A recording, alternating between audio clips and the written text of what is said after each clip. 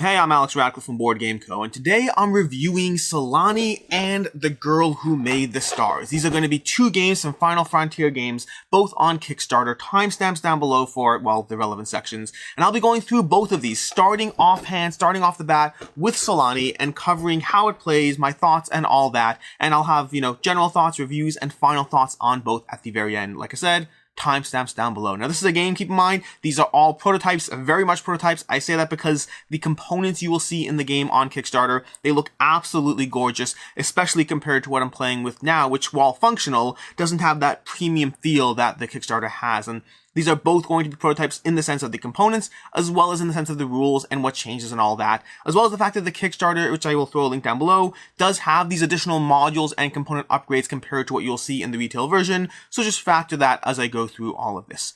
And to begin with, Solani is going to be more of an abstract creation engine where you're building out your star maps, trying to score the most points as you build out your star maps.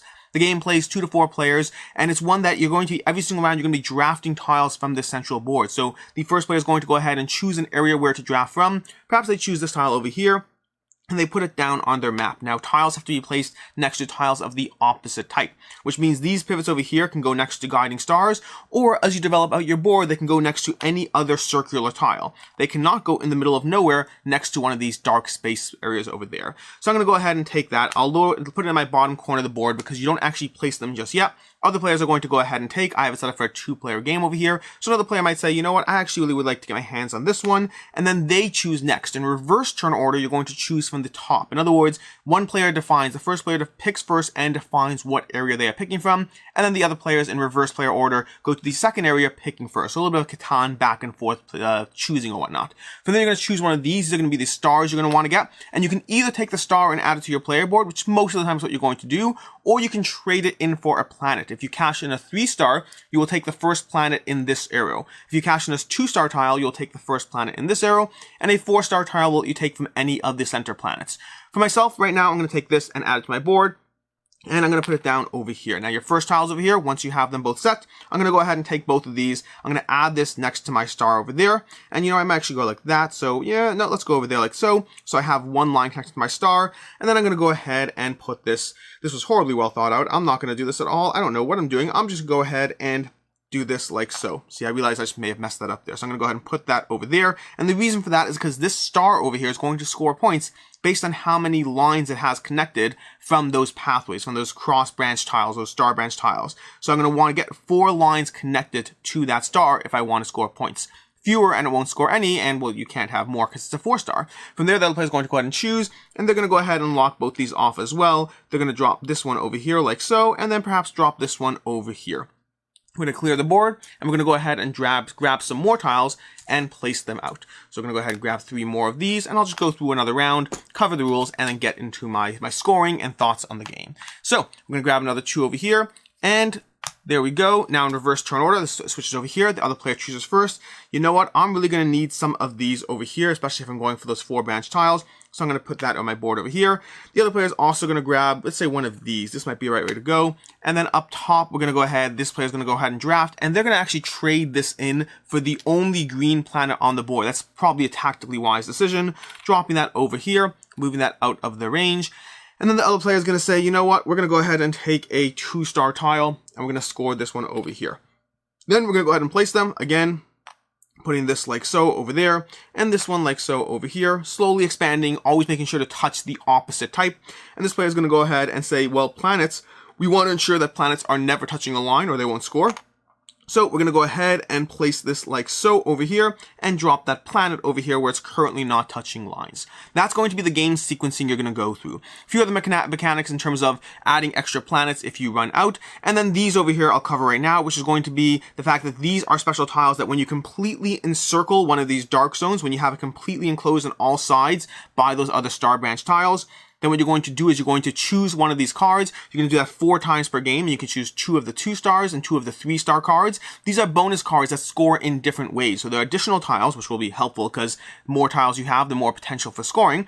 And you'll take this. This one says it's going to be 2 points if in the outer orbit, which is a pretty easy way to place that. Plus, they're a little more flexible in terms of the number of lines touching them. So you're going to be trying to get those tiles over there. And then lastly, these are scoring criteria that will award you either both players or potentially the individual players for having the most or the least of something in terms of these scoring cards. You're going to do that across 12 rounds until all players have effectively completely put out their guiding branch, their cross star branch tiles or whatnot. And then additionally, you're going to be locking up various circular things from the planets, from the stars to the bonus tiles, all going on your player board, not completely filling it. You'll be able to get your completely filled star branch tiles, but not completely filled in terms of the actual stars and planets themselves. And then from there, you're going to score. The way you're going to score in this game is that every star scores if it's touching the correct amount of lines. So this star over here will score if it's touching like so, because 2 lines are touching it, but it would not score if it had this over here, because now we have 3 lines touching it and only 2 pips on the star. This is where you're going to want to pay attention to some of these stars over here, where I had a star over here. I don't know where it went. Some of these stars in the bag are going to be, here we go, this one over here, are going to have white stars on them. White stars are modular in the sense that you can count them or not as you score, giving you a little more flexibility for those. That's going to be the bulk of your points just from counting up the pips on your stars. The planets are going to score from set collection. It's going to score in 2 different ways. For every 2, 3, or 4 of the same color, you will score 3, 7, or 10 points. And for every 2, 3, or 4 of different colors, unique colors, you'll again score 3, 4, or 3, 7, or 10 points. To be more specific, it's if you have 0, if you have 1 of a type, you'll score 0, but once you hit 2, 3, and 4, you score 3, 7, and 10 respectively, which means if you get enough planets, you can actually end up scoring for a combination of different set collections over there, getting you chunks of points over there. Additionally, you'll score 2 or 3 points per card, leading to a potential additional 10 points from these cards over here, and then scoring for these cards over here. That is the game system. It's drafting tiles from this player board, building out your star map, developing your galaxy, and then hoping that you have min-maxed your opponent to the victory in Solani. As far as the aspect of the game that I enjoy, the aspect of the game I like, first of all, the art is great to begin with. The art I already have in the prototype over here. Solid art across the board. Very minimalistic and yet engaging at the same time. The components, while the ones I have in front of me are a little bit underwhelming, it's a prototype after all. If you take a look at the Kickstarter, you'll see the chunkiness of some of these bits. They look like it would be an absolute blast to be able to pull these chunky bits off the board, putting on your planet board, and really developing out your planet board as you build it out. As you build it out or up or something like that.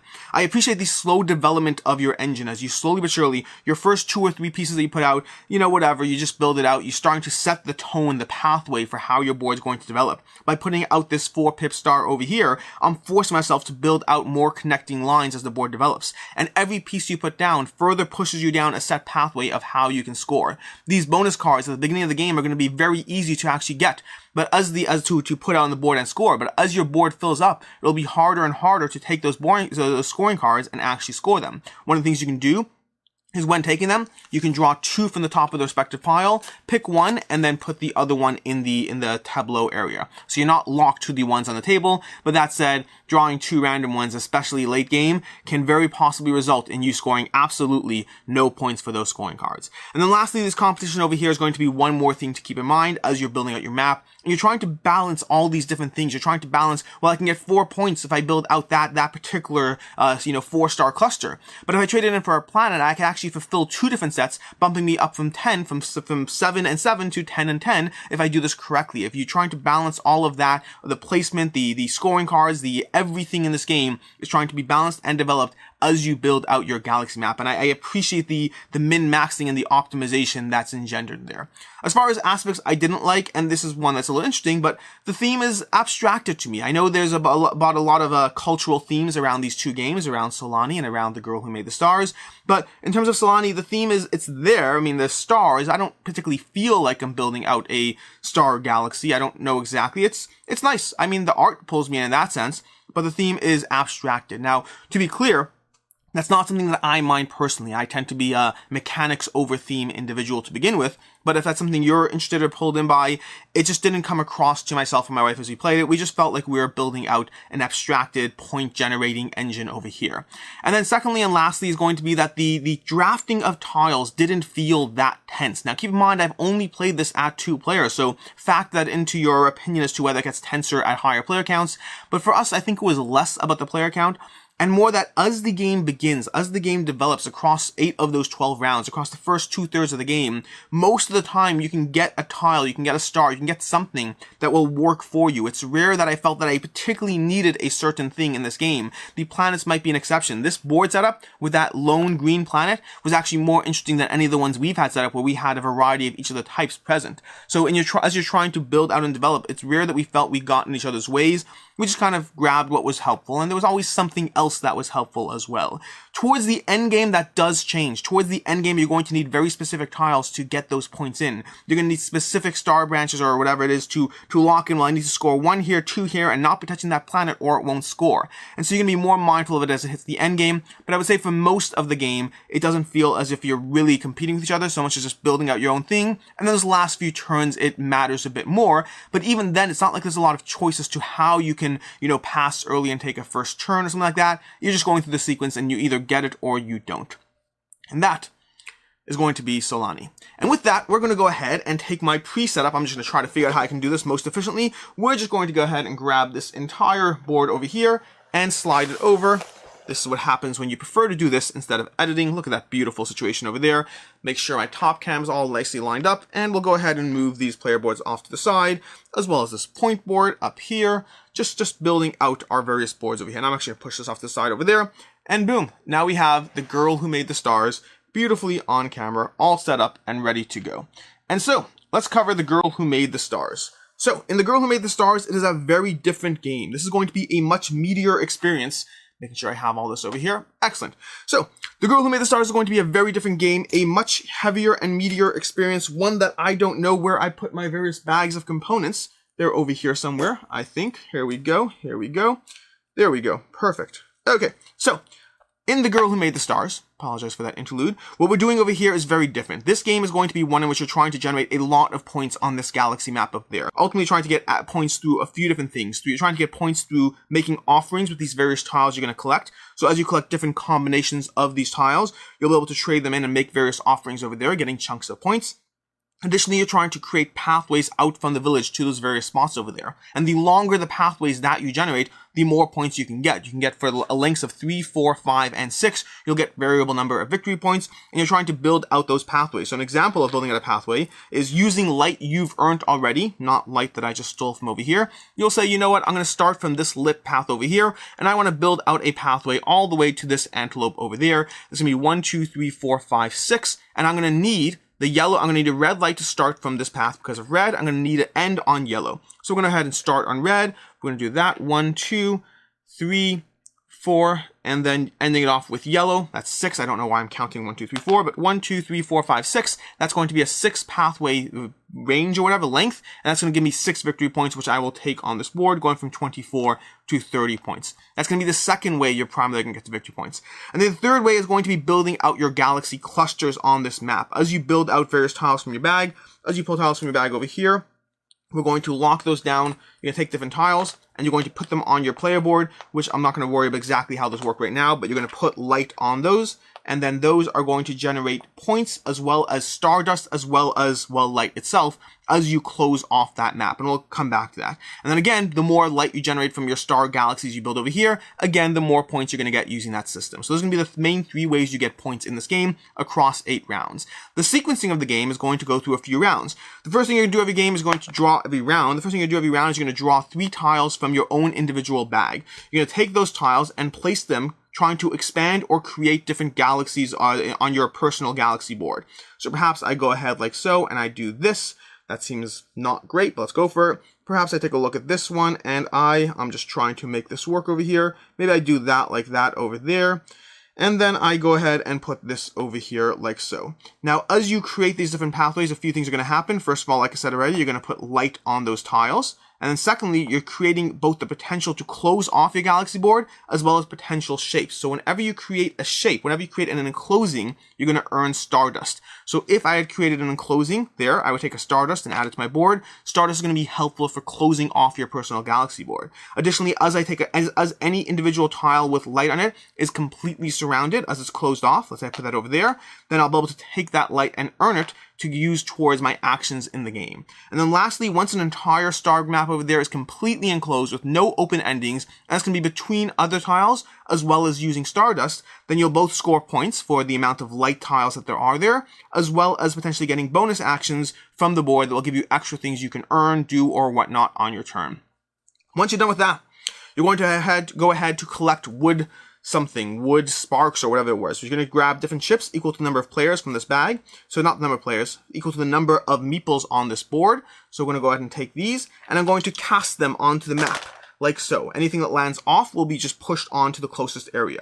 Anything that crosses a line is going to be, well, relevant. So what we're going to do now is we're going to draft these tiles equal to the number of meeples each of our colors have. There's always going to be one more than the number of meeples on this board because of the girl who lights the stars. And then we're going to go ahead, going back and forth. So I'll go ahead and take this one, and I will take one yellow light. The other player is going to go ahead and take this one because it's straddling the line. They could take red or blue. They'll take red.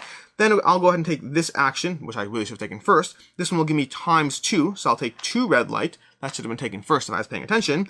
And then this player is going to take this action to save it for the actual action, and I'll take this to save it for the actual action. Each of these chips can basically be used either for the action that they show, or alternatively just to get light from the board itself. Once you're done with that, so we have our own player board, we have this, now we're going to go ahead and take turns. When we take turns, you take two actions from 6 possible actions. The actions you can take are, to begin with, you can take a Stardust, a single Stardust, which will help you close off the board. Again, reminder, prototype components here, everything you see is very much a prototype.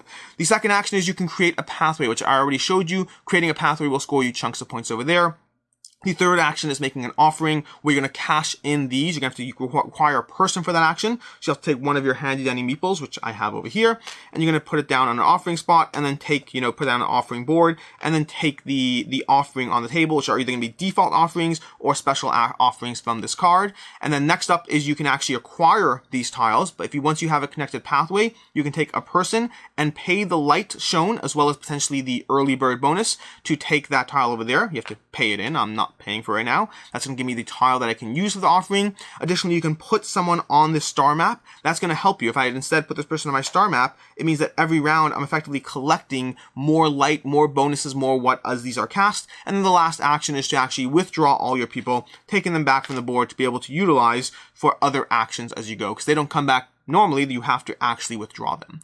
That's going to be the game system of The Girl Who Lights the Stars. It comes down to building out a star map, developing your points and your light, and you're getting Stardust and all that, potentially bonus actions. Then from there, going to this phase over here where you can earn more light as well as bonus actions, and then taking 2 actions out of 6 possible ones here to earn points. The main 3 sources of points are going to be cashing in offerings, building out light paths, slowly expanding and beautifying this board, as well as developing your own galaxies in your player board over here. That's a lot. Okay, so let's go through this game.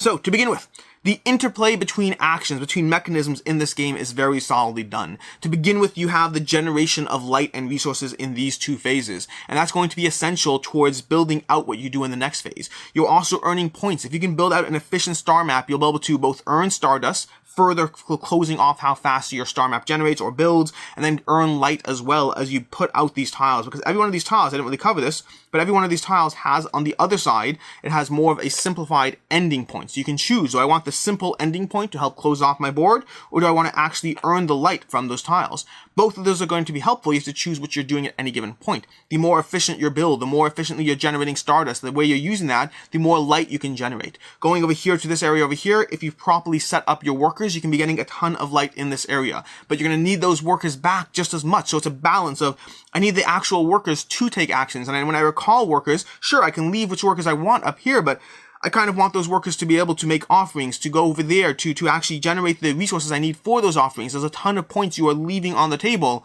if you leave your workers up here generating resources.